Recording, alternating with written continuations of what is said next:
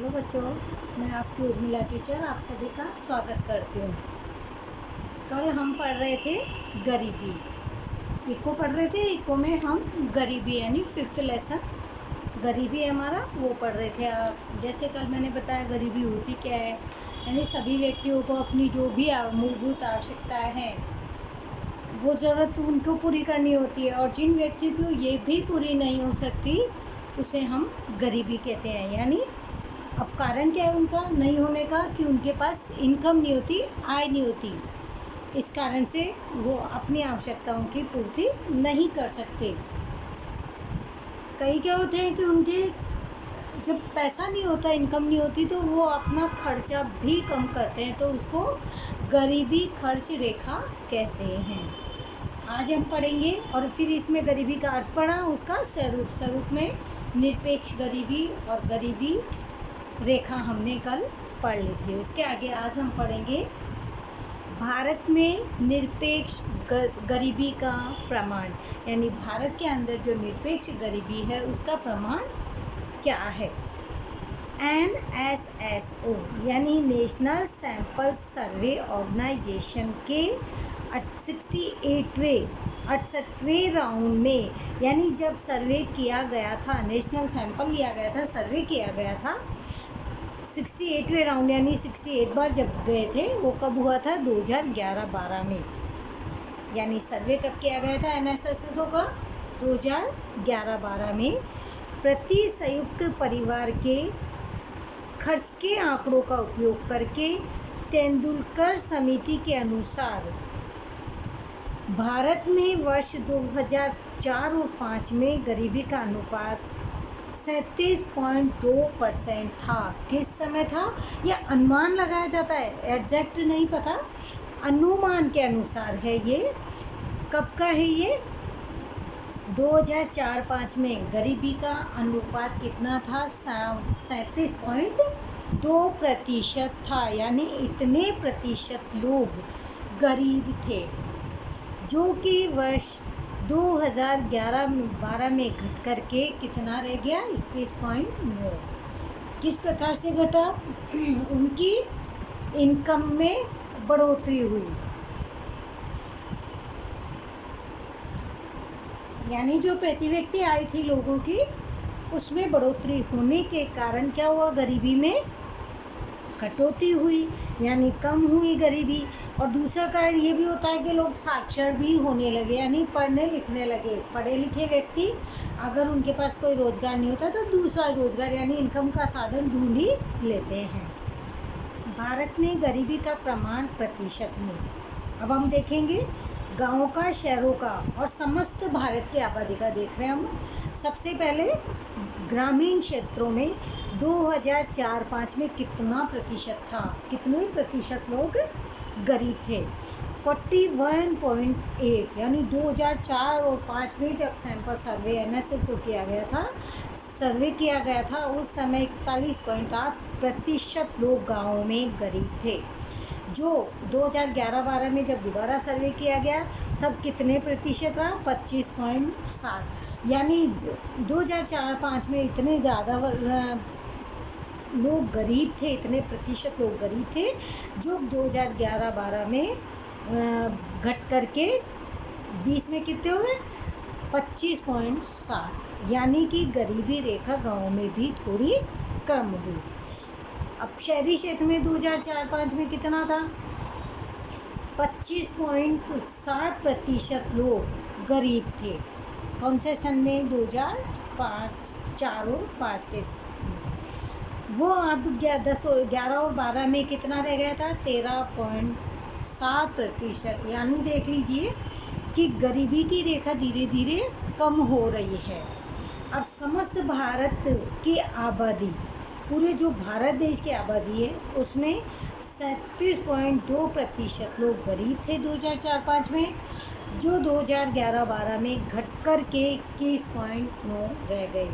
अब कुल मिला के क्या है कि इसमें धीरे धीरे गरीबी किस प्रकार से कम हो रही है कि एक तो लोगों की इनकम बढ़ रही है, लोगों के पास आय के स्रोत बहुत सारे हो रहे हैं, और जो व्यक्ति पढ़े तो कुछ लोग पढ़ने भी लगे हैं, कई लोग गाँवों से शहरों की ओर आ रहे हैं, तो उनकी सोच, उनकी कार्य करने का तरीका और क्षमता, ये सब चीज़ों के कारण भी गरीबी हट रही है।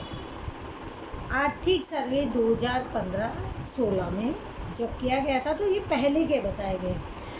ग्रामीण क्षेत्र में गरीबी का प्रमाण 2004-05 में 41.5 था, वह 2011-12 में घटकर के 25.7% रह गया, जबकि शहरी क्षेत्र में 2004-05% गरीबी का प्रमाण था, जो 25.7 था, जो घटकर के 11-12 में 13.7% रह गया। अब है भारत के विभिन्न राज्यों में निरपेक्ष गरीबी का प्रभाव। भारत के विभिन्न राज्यों के संदर्भ में देखें तो आयोजन आयोग के वर्ष 2011-12 के अनुपात के अनुसार विभिन्न राज्यों में गरीबी का प्रमाण निम्नलिखित देखने को मिला। यानी जब 2011-12 में जब सर्वे किया गया था उस समय गरीबी का प्रमाण किस प्रकार था भारत के राज्यों में। निरपेक्ष गरीबी के अंतर्गत जनसंख्या का प्रतिशत 10% से भी कम राज्य गोवा, केरल, हिमाचल प्रदेश, सिक्किम, पंजाब और आंध्र प्रदेश। यहाँ पे ऐसे लोग यानी 10% से भी कम लोग गरीब थे। 10 से 20% जम्मू कश्मीर, हरियाणा, तमिलनाडु, गुजरात, राजस्थान, महाराष्ट्र, त्रिपुरा, नागालैंड और मेघालय में। और 20 से 30% कौन कौन से राज्यों में थे? पश्चिम बंगाल, मिजोरम, कर्नाटक और उत्तर प्रदेश। फिर 30 से 40% मध्य प्रदेश, आसाम, उड़ीसा, बिहार, अरुणाचल प्रदेश, मणिपुर, झारखंड और छत्तीसगढ़। ऊपर दर्शाई गई जानकारी, ये वाला जो बॉक्स है, के अनुसार 10% से कम गरीबी दर्शाने वाले राज्य, यानी 10% से भी कम दर्शाने वाले गोवा, केरल, हिमाचल प्रदेश, सिक्किम, पंजाब, आंध्र प्रदेश का समावेश होता है। यहाँ पर 10% से भी कम लोग गरीब थे,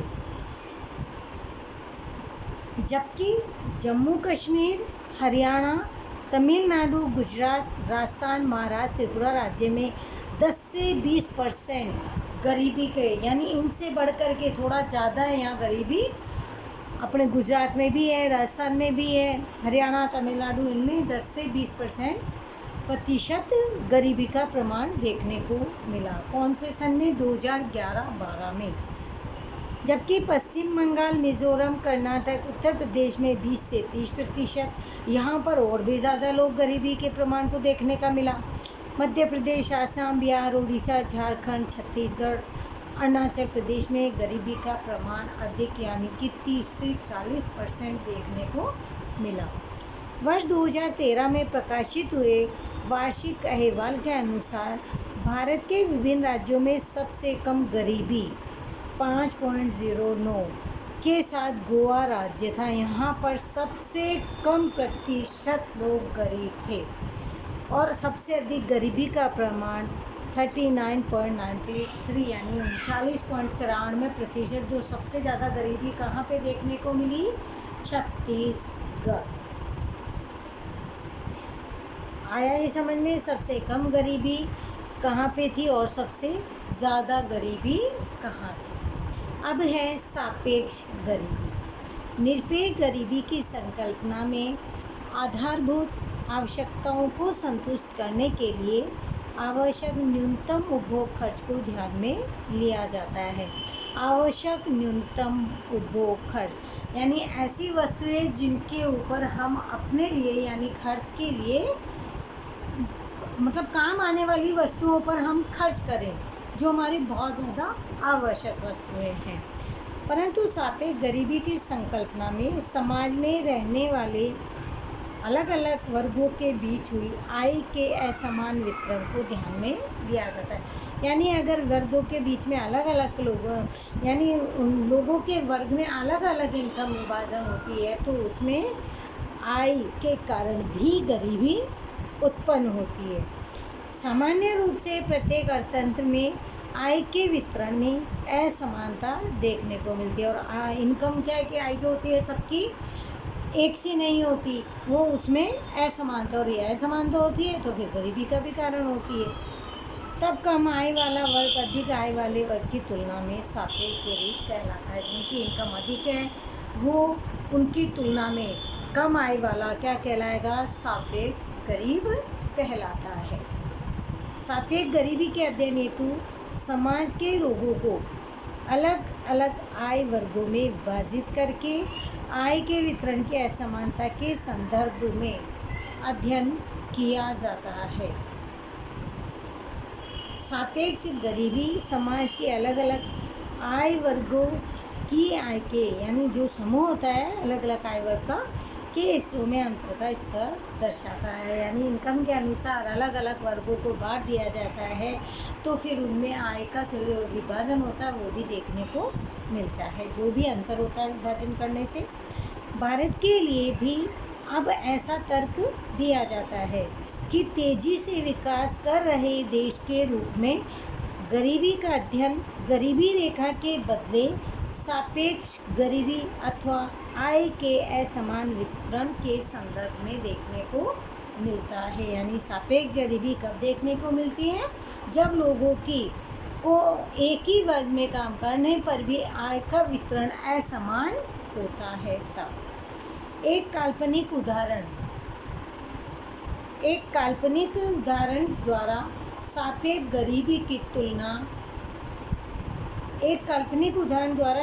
गरीबी की संकल्पना समझ सकते हैं। माना कि किसी एक देश की जनसंख्या को निम्नानुसार 5 आय समूहों में बांटा गया है।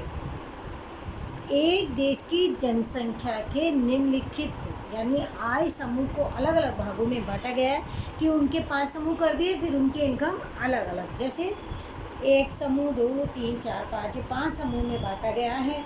अब इनकी आय समूह के अनुसार इनकम, पहला जो समूह है उनकी इनकम कितनी है?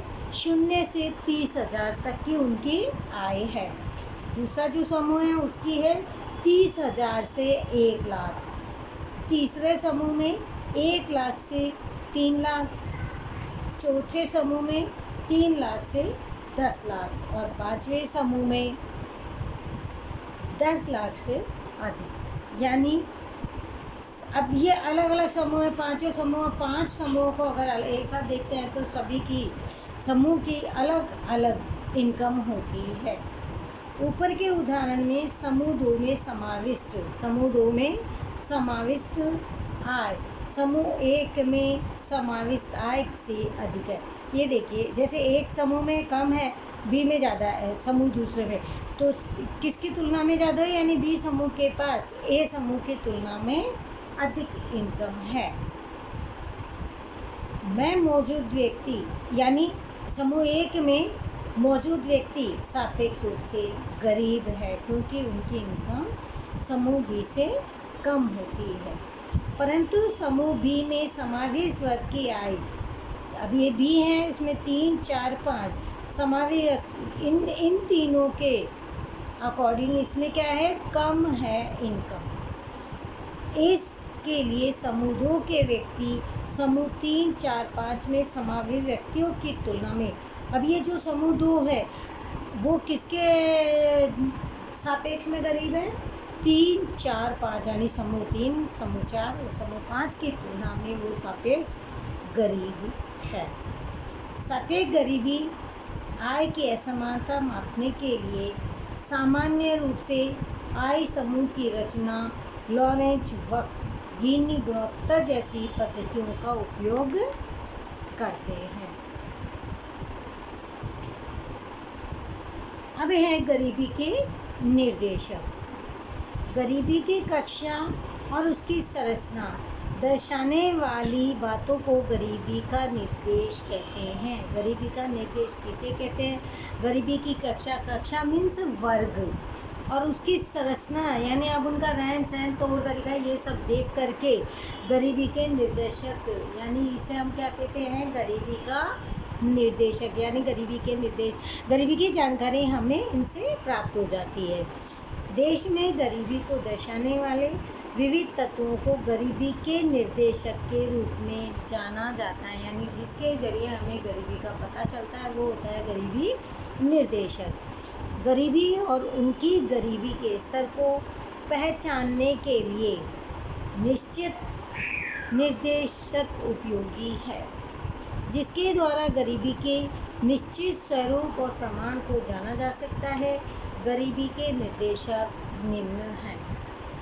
सबसे पहला इसमें है प्रति व्यक्ति घरेलू उपभोग, यानी प्रत्येक व्यक्ति यानी प्रति व्यक्ति जो होता है उसका घरेलू उपयोग में कितना खर्च होता है। प्रति व्यक्ति घरेलू उपभोग खर्च यानी एक वर्ष के दौरान परिवारों के द्वारा खरीदी गई सभी वस्तुएं और सेवाएं, यानी प्रति व्यक्ति घरेलू उपभोग खर्च किसे कहते हैं? एक साल के अंदर परिवार है, परिवार में किस किस ने क्या क्या वस्तुएं खरीदी है। टिकाऊ वस्तुएं जैसे कार, वॉशिंग मशीन, कंप्यूटर इत्यादि के बाजार मूल्य को उस वर्ष की जनसंख्या के द्वारा भाग देने पर प्राप्त होता है। अब टिकाऊ वस्तु क्योंकि महंगी भी है और टिकाऊ भी है, कौन कौन सी होती है? जैसे मतलब लंबे समय के लिए जो हमारे लिए काम आने वाली है, चलने वाली है, वो होती है हमारी टिकाऊ वस्तु, जैसे कार, वॉशिंग मशीन, कंप्यूटर, मकान, ये सब हमारी क्या है? टिकाऊ वस्तु है। अब बाजार मूल्य को, अब वो जो वर्ष चल रहा था यानी जिस वर्ष में खर्चा कर रहे हो उस वर्ष की जनसंख्या के द्वारा भाग देने पर प्राप्त होता है। क्या प्राप्त होगा? प्रति व्यक्ति आय। प्रति व्यक्ति उपभोग खर्च उस देश में रहने वाले लोगों की जीवन जरूरत और सुख सुविधा की वस्तुएं और सेवाओं की प्राप्ति को दर्शाता है, यानी लोगों ने उस साल में, जिस साल में वो खर्च कर रहे हैं, तो उन्होंने ऐसी जो उनको जीवन जरूरत वस्तुएं थी सुख सुविधा के लिए, तो उन्होंने क्या क्या उसमें खर्चा किया, ये वस्तुएं सेवा उस व्यक्ति के खर्च को दर्शाती है, जिससे जीवन की गुणवत्ता बहुत नीची होती है और गरीबी अधिक प्रमाण में देखने को मिलती है। विश्व के कुछ देशों में प्रति व्यक्ति जिससे जीवन की गुणवत्ता बहुत नीची होती है और गरीबी अधिक प्रमाण में देखने को मिलती है। विश्व के कुछ देशों में प्रति व्यक्ति घरेलू उपभोग खर्च नीचे दर्शाया गया है। अब है ये, हम इसके द्वारा देखेंगे जो ये तालिका बनी हुई है, प्रति व्यक्ति उपभोग खर्च। देश यूएस, हमने इधर देश लिखे हुए हैं और इस साइड में 2005 के स्थिर भाव पर यूएस में कितनी डॉलर, यानी डॉलर में है ये वर्ष 2014 में, यूएस 31,469। ये क्या है? यूएस, ये डॉलर में वर्ष में बताया गया है कि स्थिर भाव था उस समय। यूके 25,828, जापान में 22,149, पाकिस्तान में 603, चीन में 1,420 और भारत में 425। उपरोक्त जानकारी के अनुसार भारत में 2005 के स्थिर भाव पर वर्ष 2014 में प्रति व्यक्ति घरेलू उपभोग खर्च 725 रुपये डॉलर था। कौन से सन में? 2005 में। ये डॉलर में बताया गया है, जबकि यूएस में 31,469 डॉलर था प्रति व्यक्ति। उपभोग खर्च की बात कर रहे हैं। यूके में 25,828 डॉलर, जापान में 22,149 $49, पाकिस्तान में $603 जितना खर्च देखने को मिला। ये उपभोग खर्च जो लोग अपने उपभोग के लिए खर्च करते हैं। भारत में प्रति व्यक्ति घरेलू उपभोग खर्च यूएस और यूके जैसे विकसित देशों की तुलना में कम देखने को मिला। यानी प्रति व्यक्ति घरेलू उपभोग खर्च हम किस प्रकार से देखें, सारणी बना के देखें जो 2005 के स्थिर भाव था उस समय के कि डॉलर में देखा है कि कितना कब खर्च प्रति व्यक्ति हुआ था। अब है कुपोषण का प्रमाण। कुपोषण एक ऐसी परिस्थिति है जिसमें व्यक्ति द्वारा ली गई खुराक यानी खाना, भोजन में पर्याप्त मात्रा में calorie, protein, carbohydrate, vitamin, mineral का समावेश नहीं होता। कुपोषण का प्रमाण कब होता है? जब लोगों के पास अच्छा सही से खाना, पौष्टिक खाना उन्हें नहीं मिलता है तो वो कुपोषण का शिकार होते हैं। भारत में कृषि उत्पादन अधिक होने के बावजूद नीची प्रति व्यक्ति आय और आय का असमान वितरण के कारण कम आय वाले वर्ग को पर्याप्त पोषण युक्त भोजन प्राप्त नहीं होता। उसका कारण क्या होता है? उनके पास इतना पैसा नहीं होता। भारत में कुपोषित व्यक्तियों की जानकारी। कुपोषित व्यक्तियों का प्रमाण और प्रतिशत में वर्ष 1990 से 92 में कितने प्रतिशत लोग कुपोषित थे? 23.7%। ही कहाँ का है ये? भारत का। 2000 और 2000 से लेकर 2002 तक था 17.5, 2005 से 7 तक था 20.5 और फिर 2010 से 11 में 15.6, 2014 से 15.2। आर्थिक सर्वे था ये 2015-16 में जब किया गया था। उपरोक्त तालिका में दर्शानुसार वर्ष 1990 से 92 के समय काल में भारत में कुल 23.7% जनसंख्या कुपोषित यानी कम भोजन प्राप्त कर रही थी। वर्ष 2000 से 2002, 2005 से 7, 2010 से 12 के समय काल में 17.5%, 20.5, 15.6 ये क्या था? प्रतिशत व्यक्तियों का कुपोषण खाना था। विश्व में खाद्यान्न सुरक्षा की परिस्थिति 2015 पर से FAO के अहवाल के अनुसार भारत में कुपोषित यानी कम भोजन प्राप्त जनसंख्या का प्रमाण विश्व में दूसरे नंबर पर था। अंडरलाइन, जो गरीबी का निर्देश दर्शाता है। जब व्यक्तियों को अच्छे से प्रॉपर यानी पौष्टिक खाना नहीं मिल पाता है तो उन्हें हम कुपोषण का शिकार माना जाता है। अब कुपोषण का शिकार ना तो उनके पास खाना होता है, अच्छा खाना नहीं होगा तो उनको विटामिन, प्रोटीन, कार्बोहाइड्रेट ये सब कहाँ से मिलेंगे? ये सब कब मिलेंगे?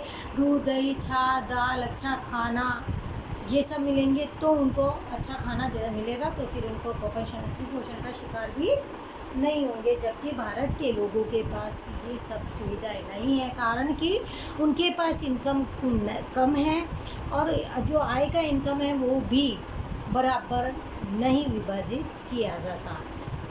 आज हमने क्या पढ़ा? आज हमने पढ़ा भारत में निरपेक्ष गरीबी का प्रमाण क्या है।